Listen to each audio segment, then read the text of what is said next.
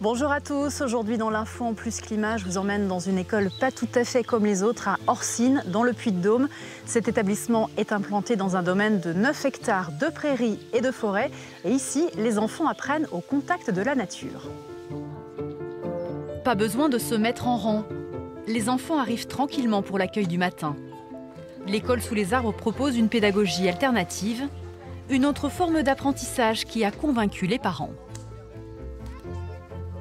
Vous avez vu comment ça brûle vite? Tout ce que j'avais mis, ça a presque déjà brûlé.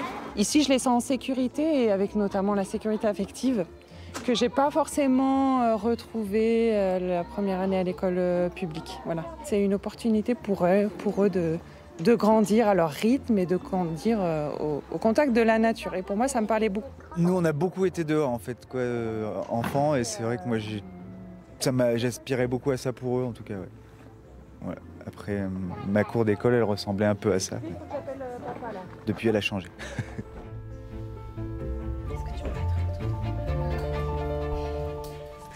Quelles sont ces lettres, Charles? Tu te souviens? C'est le O. C'est le K. Le K de canaille. Si une grande partie de l'enseignement se fait en classe, 2 demi-journées par semaine sont entièrement dispensées dehors. Apprendre au contact du vivant. Moi, c'est Violette. Et en fait, moi, j'ai des bottes de neige.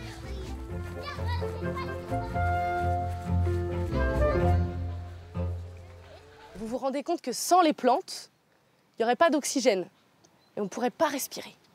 Donc, en fait, Tout ça, ça s'est passé il y a très longtemps. Hein.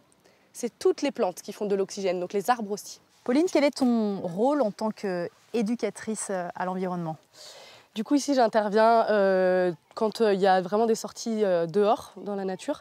Et l'idée, c'est vraiment d'utiliser la nature comme support pédagogique. Donc, on apprend des choses sur la nature, mais aussi on utilise la nature pour apprendre des choses. Donc, c'est assez transversal. On peut faire plein de choses, commencer à écrire un petit peu. Mais on part toujours, très souvent, vraiment de l'observation de ce qui se passe autour, de ce qu'on a, du matériel naturel qu'on a autour de nous. Il y a plein d'endroits où j'interviens et où même à la campagne, les enfants, ils n'ont jamais mis les pieds dans une forêt. Au début, ils peuvent trouver que la terre, c'est sale.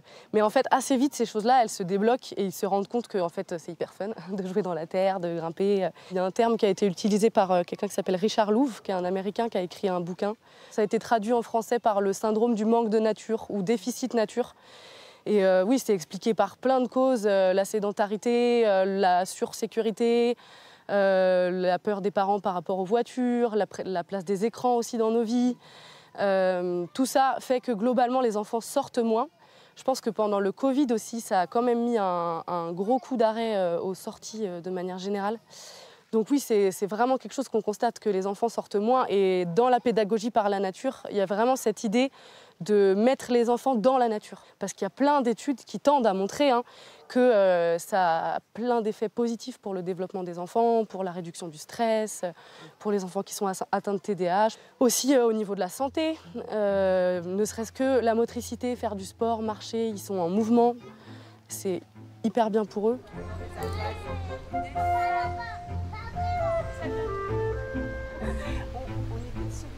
On voudrait vous proposer, dans cette grande prairie, de choisir un arbre qui sera votre arbre pendant toute l'année et vous pourrez le prendre en photo à chaque saison. Et à chaque fois qu'on viendra dans cette prairie, vous pourrez vous asseoir près de lui. Oh, un mini escargot sur ma porte. Qu'est-ce qui te plaît, toi, Rose, dans ton école? C'est jouer avec Romy. Romy, c'est ta copine? Non, elle est petite, elle a 3 ans. Elle m'a arrivé là. Ah oui. 20 élèves de 3 à 9 ans apprennent ici à travers des pédagogies actives comme Freinet et Montessori. La curiosité et l'autonomie des enfants est encouragée. L'idée, c'est vraiment d'être au plus près des intérêts de l'enfant. Donc, chez Maria Montessori, on parle des phases sensibles, en fait. Donc, l'enfant traverse plusieurs phases qui sont le langage, la phase sensible du langage, de l'ordre. Voilà, il peut y avoir plusieurs phases comme ça. Et nous, en fait, on essaye d'écouter. Notre travail, c'est d'écouter et d'aiguiller, donc de proposer les activités aux enfants en fonction de ces centres d'intérêt. Alors, bien sûr, c'est pas la liberté totale et on peut pas faire ça tout le temps. Donc, c'est un espèce de juste milieu entre proposer, guider, et puis parfois aussi, il faut aussi imposer quelque chose pour aller plus loin, mais l'idée c'est quand même ça. Et voilà, donc ça c'est pédagogie active. Il y a un autre aspect dans la pédagogie active qui est la manipulation. On utilise du matériel concret. Par exemple, pour les mathématiques, les enfants font des grandes additions dès la maternelle, dès la moyenne section, mais avec des cubes, des dizaines, des perles très jolies qu'ils manipulent. Et ils ont une approche sensorielle en fait des mathématiques et d'autres choses. Et tout ça, ça les aide quand il faut passer à l'abstraction. Est-ce qu'aujourd'hui, vous sentez qu'il y a quand même un besoin aussi pour les parents et pour leurs enfants de retrouver peut-être davantage de sens par rapport à la nature? Oui, je pense qu'il y a plus de gens quand même, de plus en plus de gens qui s'éveillent aux enjeux climatiques. C'était vraiment quand même le point de départ. C'est-à-dire comment est-ce qu'on peut aimer la nature si on ne la connaît pas? Moi, je me suis vue dans des programmes de l'éducation nationale distribuer une fiche aux enfants avec les bulbes, les plantes à bulbes. On les plante en septembre, ils éclosent en mars. Et là, je me suis vraiment dit, là, on touche l'absurdité, en fait. C'est-à-dire pourquoi on ne va pas planter des bulbes et laisser les enfants observer ce qui se passe, en fait. Et il y a de plus en plus de gens qui se disent que les enfants que nous laisserons à la Terre, c'est eux qui vont faire l'avenir. Donc, il faut changer leur éducation aujourd'hui.